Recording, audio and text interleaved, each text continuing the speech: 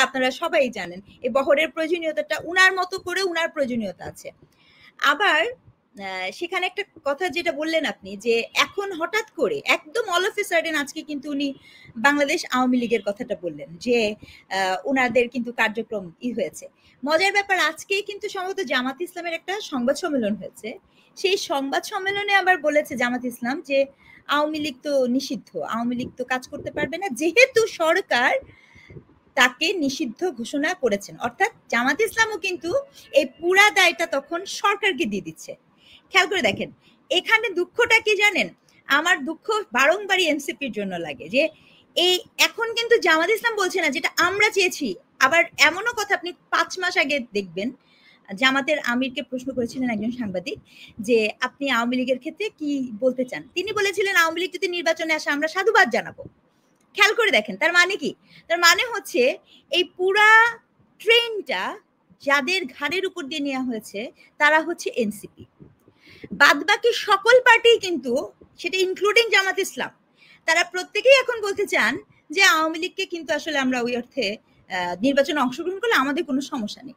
আমি সত্যি সন্দিহান যদি এইভাবে শুধু সরকারের উপরেই চাপানো হয় যে কেবল সরকার চান, তাহলে এই সরকার আর কয়দিন এই বিষয়ে অবস্থান নিয়ে রাখবেন, এটা কিন্তু একটা প্রশ্ন। আমি মোটেও বিচলিত হব না আগামী 2 মাসের মধ্যে যদি এটা বলে বসে যেহেতু বিভিন্ন জায়গা থেকে এখন আর ওটা নেই, আমরা মনে করি আওয়ামী লীগ নির্বাচনে জয়েন করতে পারে, যুক্ত হতে পারে। এটা হতেই পারে, আপনি এই সম্ভাবনাকে উড়িয়ে দিতে পারেন না। কারণ কি আওয়ামী লীগ তো বিভিন্ন ভাবে প্রেসার ক্রিয়েট করছে, মানে বিভিন্ন আমরা যতটুকু জানি যে আওয়ামী লীগ বিভিন্ন বাইরের সংস্থাগুলোর সাথে যোগাযোগ করছে, দৌড়ঝাঁপ যতটুকু করার করছে, তাদের মাঠে যেরকম তারা আছে তেমনি বিভিন্ন সংস্থার সাথেও তারা আছে। তো সেই চাপটা গিয়ে ওনার উপর পড়েছে এরকম কিছু কি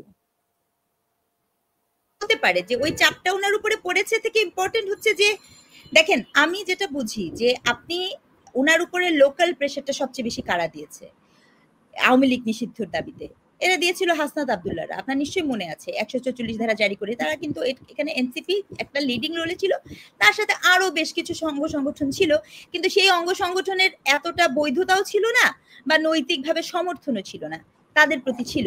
এবং সেক্ষেত্রে আমার স্পষ্ট মনে আছে বিএনপি কিন্তু সবসময় সেখানে একটা নিশ্চুপ রোল প্লে করেছিল, যে যেটা হয় তারা তাদের কোনো আপত্তি নেই, অনেকটা সেফ সাইডের একটা ছিল। কিন্তু ওই মুহূর্তে পুরা ইন্টারেস্টটা ছিল হচ্ছে এনসিপি, জামাতের এবং অন্যান্য কিছু দলের।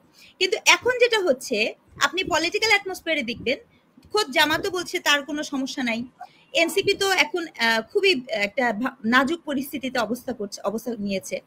তো এই পরিস্থিতিতে এখন যখন আপনার বহির্বিশ্বেও চাপ হচ্ছে, সর্বশেষ যেই ঘটনাটা ঘটেছে এটা আমি সচেতনভাবে বলবো, নো ম্যাটার হোয়াট জাতিসংঘের মতো একটি জায়গাতে যে আমাদের বাংলাদেশের নেতৃবৃন্দদের নির্দেশে অথবা তাদের আচরণে তাদের যে ওখানকার অবস্থানরত প্রবাসীরা আছে তারা যে আচরণটা করেছে এটি কোনোভাবে কামনীয় না। এটা দেশের জন্য দেশের মানুষের জন্য কিন্তু একটা ভীষণ রকমের চাপ প্রয়োগ করে। এই যে চাপ প্রয়োগটা করে সেই চাপ প্রয়োগটা এবং এটা কিন্তু আমাদের রিপ্রেজেন্টেশন ভালো করে না, এটারও একটা চাপ আছে। আর আওয়ামী লীগ তো বসে নাই, এটা আমরা সবাই জানি। নানা জায়গায় আওয়ামী লীগ কোনো ছোট দল না, যদিও মাঝখানে এটা বলা হচ্ছিল যে আওয়ামী লীগ জাতীয় পার্টির ঘাড়ে ভর করে আসবে, কিন্তু তখনও আমি বলেছি যে আওয়ামী লীগের জাতীয় পার্টির ঘাড়ে বসে শুধু ডিগবাজি দেয়া যায়, দল করা যায় না। কিন্তু ঘটনা হচ্ছে যে এই প্রেশারটাও হয়তো বা তার উপর পড়েছে বলে ডক্টর মোহাম্মদ ইউনূস এখন এই কথা বলছেন, আমার ধারণা।